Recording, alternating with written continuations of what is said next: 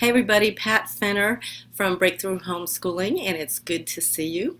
I want to talk in this short video about the importance of planners and planning and how it keeps our life, our family, and our homeschool in balance. Especially, shout out to you homeschooling while working moms, because you have a ton on your plate in addition to what stay-at-home moms do. Now I'm not getting in the debate, which is worse, which is better, whatever, it is what it is. But when you do have either an at-home business or you're employed outside of the home, you will have other responsibilities in addition. So planning is vital. It's crucial, I don't think. And I know that some of you are saying, but I'm not an organized person and everything. Well, I have to tell you, piece of advice that was given to me way back when I was using that same excuse to not have any kind of planners or organization system in place, by my dear, wonderful husband. He said, honey, you can't be flexible if you're not flexible from something. So in other words, get some kind of plan, or maybe it's a routine as opposed to a schedule. And I do have a post that talks about the difference between those two. But something, our God is a God of rhythm, and look at the seasons and how the day goes from light to dark. I mean, there are rhythms, and planning or schedules, routines do help us navigate those seasons and those rhythms. So that said, it is really important to do that. Now, additionally, I'm talking to you homeschooling high school moms now in particular. There are, whether or not your teen is college bound. Now, if your teen is college bound, you'll need to put the transcripts together. You can also do a student resume, which is a real exciting tool that I've done. I don't remember seeing it anywhere. My came up with it with one of our children who decided not to go to college. We came up with a homeschool student resume that emphasized skills and abilities and experience that he had that was non-academic. Some of it was work-related. Volunteer work emphasized a lot of the skills related to that both that he brought to the volunteer work or that he developed from those experiences. So that's that you'll need to keep track of things in order to do those, whether it's a transcript or a resume. Additionally, if you're nearing if you're nearing retirement from homeschooling, it's important for you to keep track, to plan, to schedule, to have some way to note the things that you've done over the years so that you can move on to your next stage in life, your next, whatever you're going to do after the homeschooling years are over. But I want to talk about a little briefly, and it's based on the planner that I put together, the Homeschool High School Planner. And some of the things that you do want to keep track of, both planning and scheduling while you have a teen in high school. It will definitely help keep your life sane, or keep you sane, and keep your life rolling along in a productive manner, however you define productivity. So the Homeschool High School Planner, I did write some notes. You'll see me glancing periodically over there.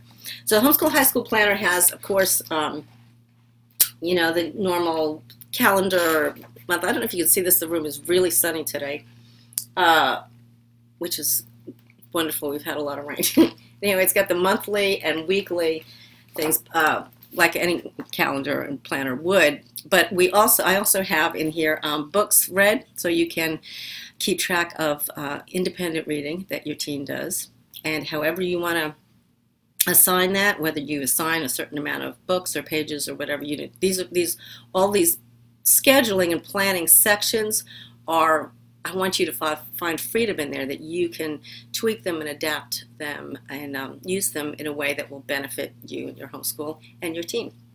Learning styles. Again, I talk on the blog about learning styles and the importance of knowing your child's learning style so that you can find materials, books, programs, and that you know how to approach learning and teaching with them. But even more importantly, as they develop a lifestyle of learning, that they know what their learning style is, so down the road they can they can use that as a tool to help them continue to learn.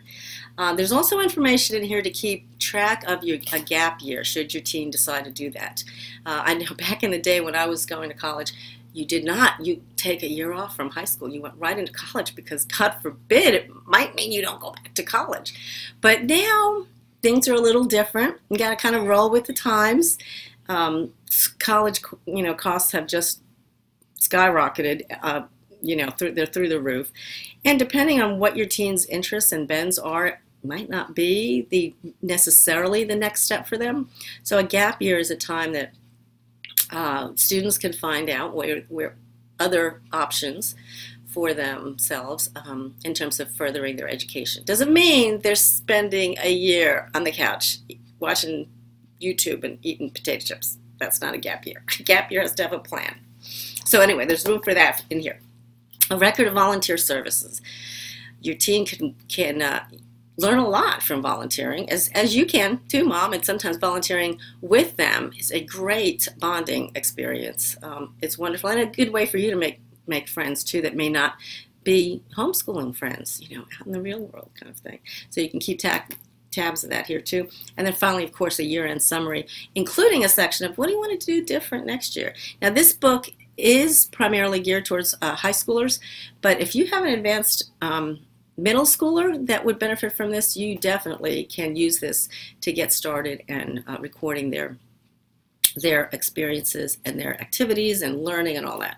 Now the book is available, it's a PDF. I went ahead and did a comb binding. You can see a lot of homeschool moms have this machine at home or have access to it.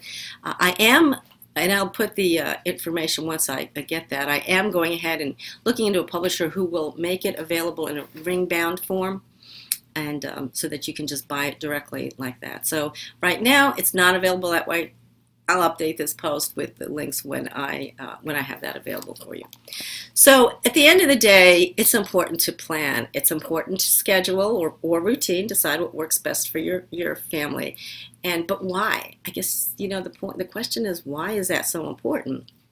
And to me, and this I hope resonates with you as well, the answer is that it will give your teen, your students, a real edge in their future. It will give them a tool that they can use in order to make the most out of the time that God gives them in their life, whether it be through work, having a family, further education, volunteer work. Being able to be organized and plan or schedule your time is a real gift that not everybody has been given.